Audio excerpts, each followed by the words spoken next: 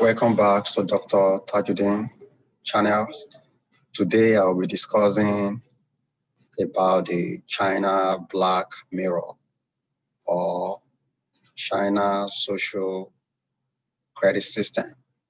But before I proceed, I would like to first inform the audience that there was an episode on Netflix, a Netflix series on Black Mirror. That is the name of it, Black Mirror. And if you go on Netflix or on YouTube, you can look at this on YouTube, Black Mirror Airport Scene, X03E01, S03E01. So when you go on YouTube, just put Black Mirror Airport Scene, and you will see what transpired at the airport when a young lady was trying to travel, and she was the best of maid of honor. Our friend is getting married, and the airport informed her that she was unable to travel because of her credit score. And they also tell her that, but she can still travel if she has 4 point something. And at the end of the day, she was infuriated and enraged. And the more she used profanity, the more the point keeps retrograding, meaning the point keeps going down until they told us to leave the airport premise.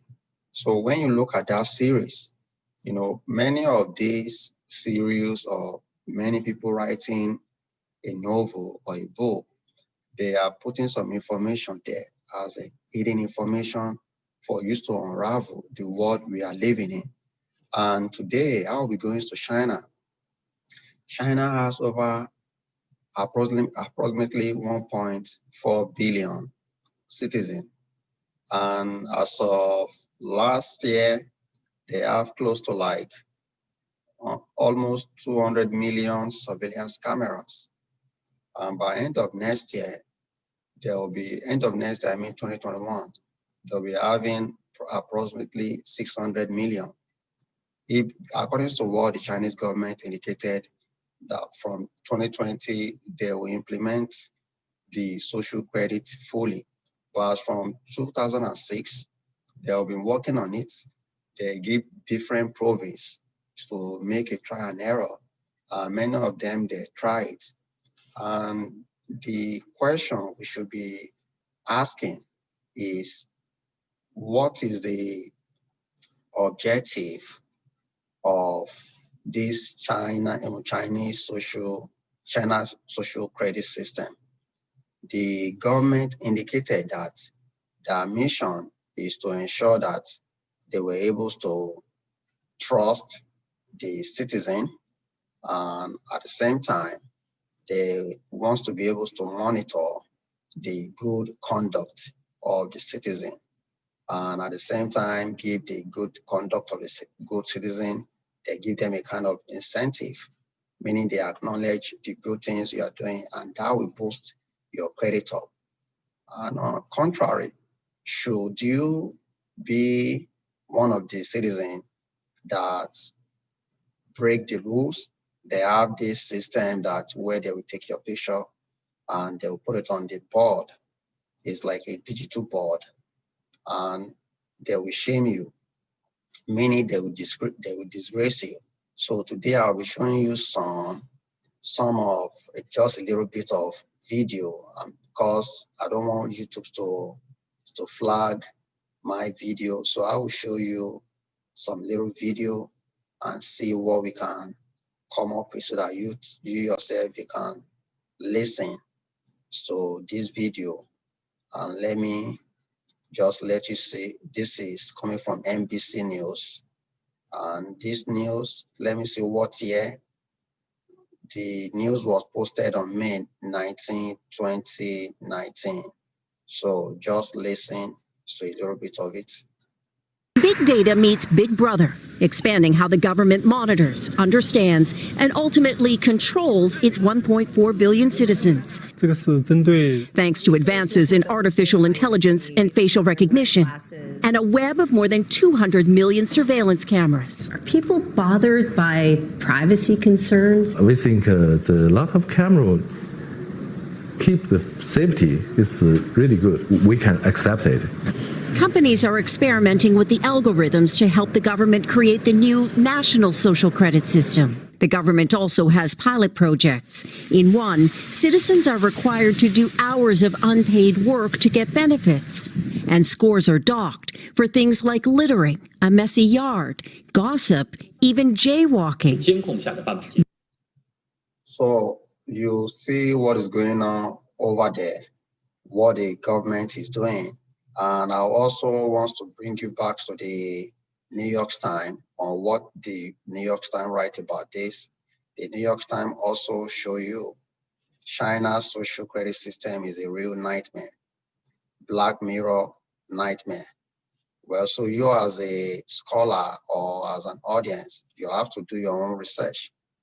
What is the importance of these social credits? You will know that, in a country like the United States, or country like Sweden or Switzerland or Australia or Canada, they have a credit card. Which one credit card that you can use as an individual, and at the same time, the China is trying to go to the extreme by trying to give you a social credit system. And when you do right, your credit will go up, and when you misbehave, your credit also goes down. And it's very interesting because one of the questions is, when you have access, you can track all your citizens. People were raising some question about totalitarianism.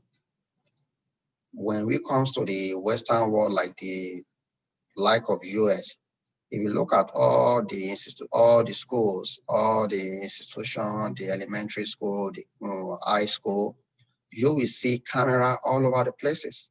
If you go to store, you will see all these surveillance camera all over the places. But the difference between the United States and the Chinese government, the United States is doing it in a very democratic way, in a very subtle way, that people they were not conscious of what is going on in their surrounding. Why the Chinese is using a total control, because they practice a communism, and this is what we do. This is we have to abide by it. We also have some people that they put them on a blacklist.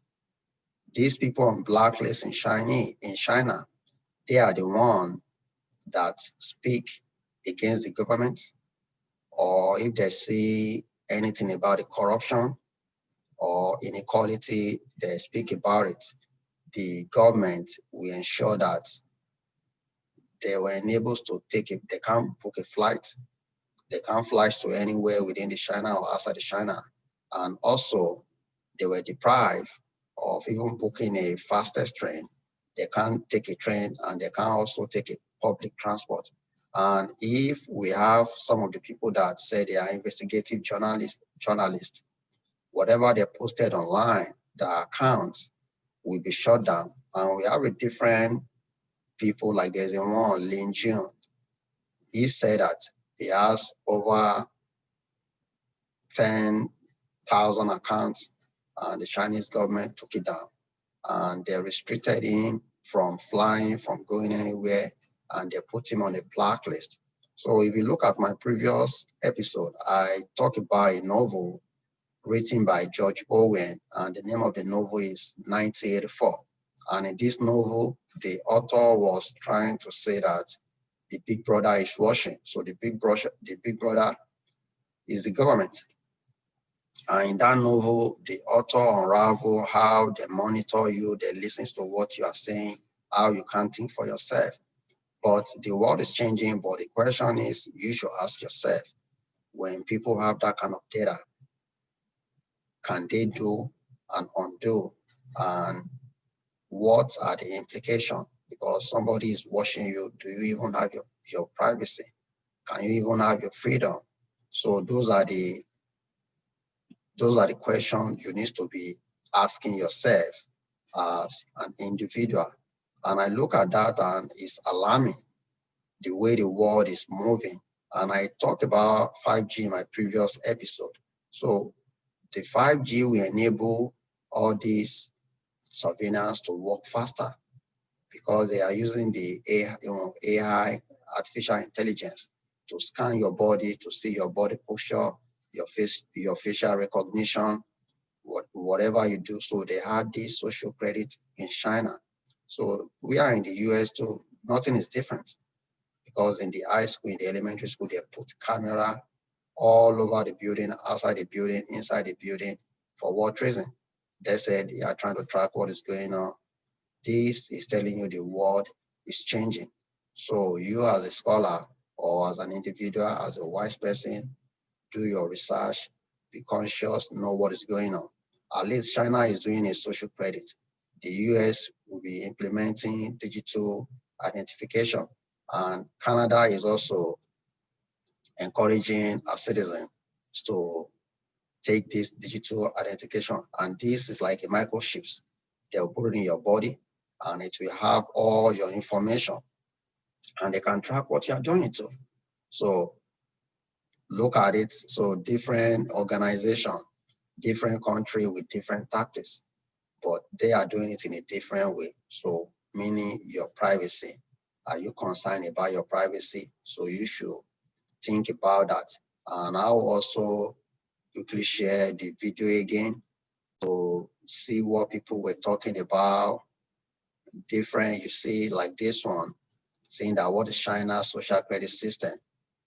And you can see it on the screen that this will enable the governments to recognize your face instantly and they can treat people more individually. That is what this article is talking. This one is also elaborating further that what is China's objective with this, and I've already told you before, is trust keeping. The plan, the government wants to know if you are a law-abiding citizen, and when you do right, they can make sure they give you a kind of, and you see this one about what happened if you are blacklisted. If you are blacklisted, I've already talked about it. You'll be blocked from buying tickets or flying a domestic flight. So you see how what is going on in the world. So that is it, and you already see how the social credit system work. So you do your own research as an individual and see what is going on. So I'm showing you this screen. This is coming from New York Times. So some people do their own due diligence. They put a lot of money to get all this thing done and give it to you. So please do your own research and act accordingly.